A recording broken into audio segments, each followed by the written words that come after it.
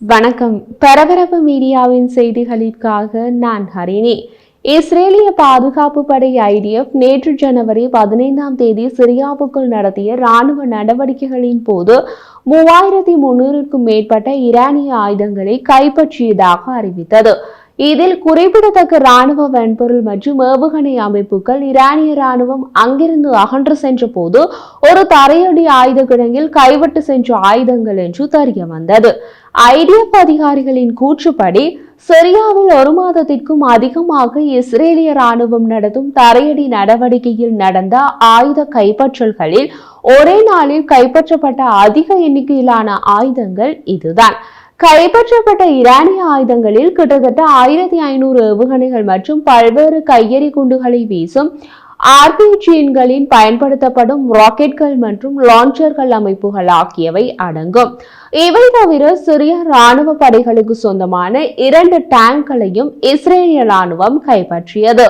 சிறிய சமூக ஊடகங்களில் பதிவேற்றப்பட்ட ஒரு தனி காணொலியில் பெரிய அளவிலான இஸ்ரேலிய டிராக்கள் ஆக்கிரமிக்கப்பட்ட கோலான் பிரதேசத்தை நோக்கி செல்லும் காட்சிகள் படமாக்கப்பட்டு இருந்தன.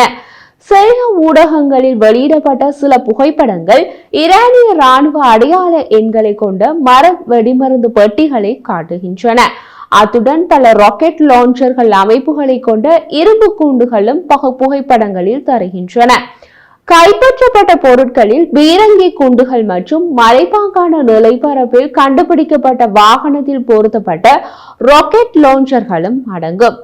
ஈரானிய ராணுவம் மற்றும் ஈரானிய ஆதரவு இயக்கங்கள் இஸ்ரேலிய எல்லைக்கு அருகே சிரியாவுக்குள் உள்ள இடங்களில் தமது தளங்களை அமைத்திருந்தன. கடந்த பல ஆண்டுகளாக அங்கிருந்து இஸ்ரேலுக்கு அச்சுறுத்தல்களை ஏற்படுத்தி கொண்டிருந்தன.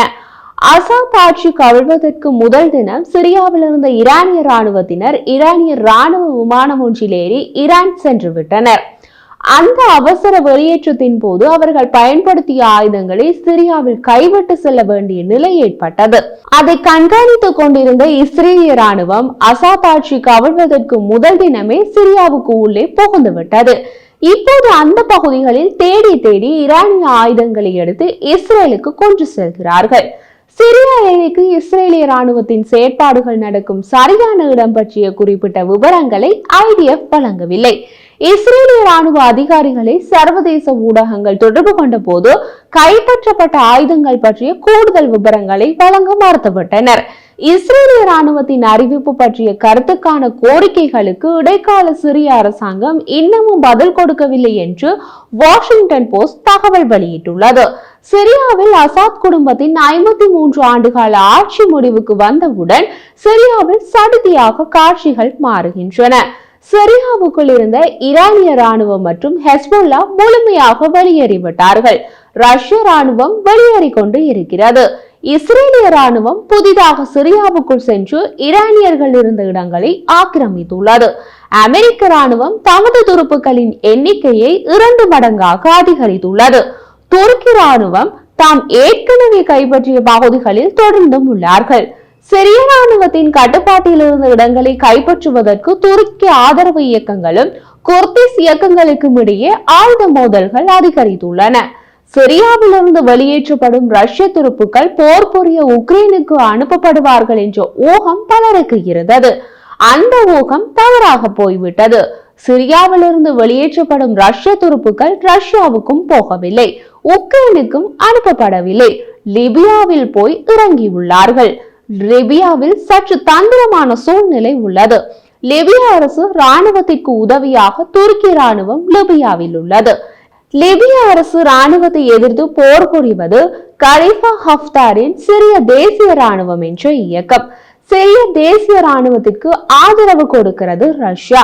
முன்பு அங்கு ரஷ்யா வாடகை ராணுவம் இருந்தது, இப்போது ரஷ்ய ராணுவம் இருக்கிறது. கலிஃபா ஹஃப்தாரின் சிரிய தேசிய ராணுவத்திற்கு நிதியுதவி செய்யும் 2 நாடுகள் எகிப்து மற்றும் ஐக்கிய அரபு அமீரகம். என்ன தலை சுற்றுகிறதா? மேலும் ஒரு விஷயம் உள்ளது. லிபியாவில் ரஷ்யாவின் கூட்டாளியான கலிஃபா ஹஃப்தார் ஒரு அமெரிக்க பிரஜை.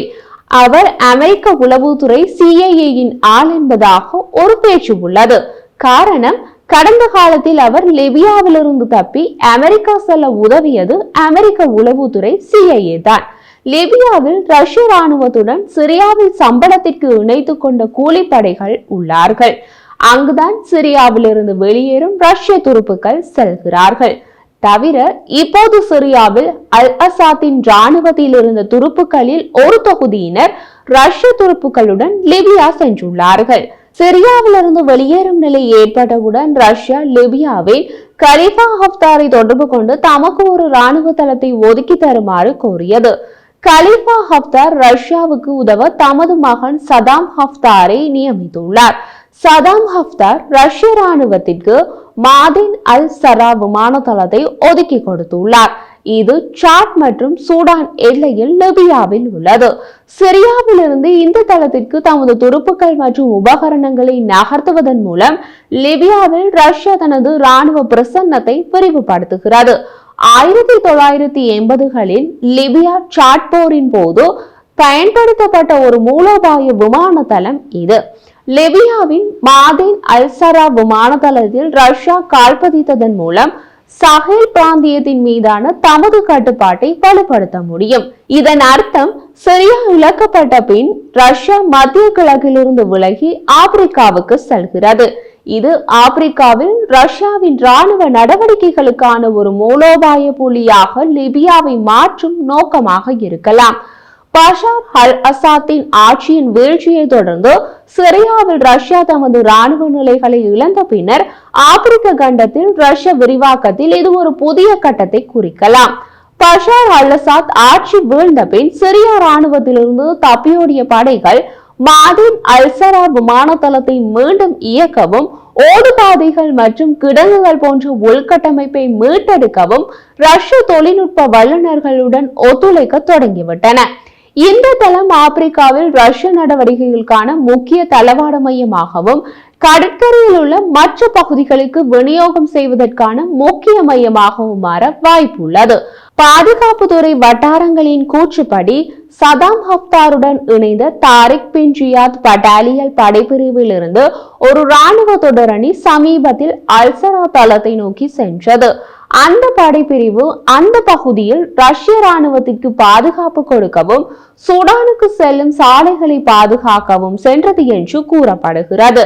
பஷார் அல் அசாத் ஆட்சி வீழ்ந்ததால் துரிதமாக பல மாற்றங்கள் நடக்க தொடங்கியுள்ளன. அப்படியான நேரத்தில் தான் அமெரிக்க ஜனாதிபதி ட்ரம்ப் பதவியேற்க போகிறார். இனி ராணுவ பரபரப்புகளுக்கு பஞ்சம் இருக்காது.